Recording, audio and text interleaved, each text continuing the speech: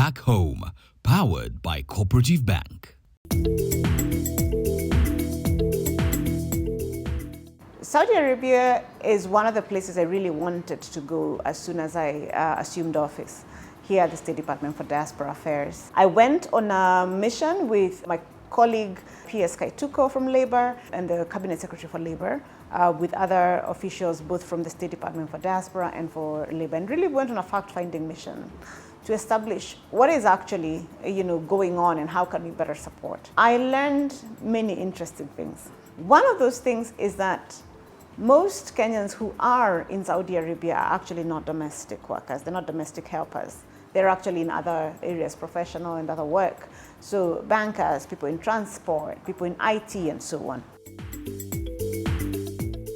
You know that one of the mandates of this State Department is to actually find opportunities for Kenyans abroad, whether it is job opportunities or expanding the businesses of diasporians. One of the things that we did shortly after returning from that trip, a joint committee was set up to deal with some of these sticking issues. And that joint committee between Labour Kenya and Labour Saudi has been able to resolve a number of the outstanding issues. So we've worked closely. I've worked closely with the Balozi from the Kingdom here in Kenya, and we've had various conversations about how we can strengthen, support, work better together. One of the things we did is steward a facility that is manned by the Saudi government, where any person having labor complaints can call in, all right? And they walk you through the various ways of reporting labor concerns that you have, and basically this is how to deal with an employer probably who's abusive, an employer who does not pay you, and that kind of thing. There is a reporting system, and you don't even have to go to a government office, you can call in. So they shared that information, they shared that number.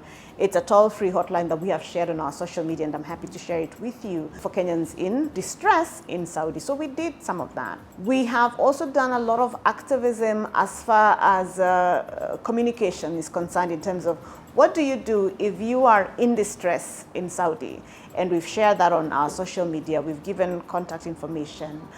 We continue to ask people to actually write to us when they are in distress.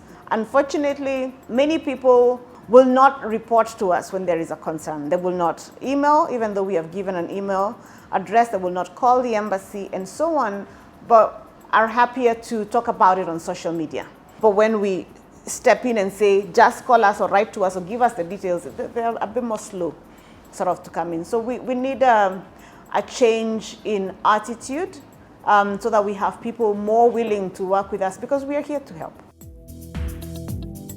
In terms of payment for domestic work, if we're talking now specifically about domestic work, we are in the process of negotiating a new BLA.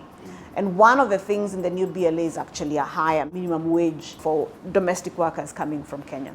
So this is one of the things that is ongoing. Cooperative Bank, we are you.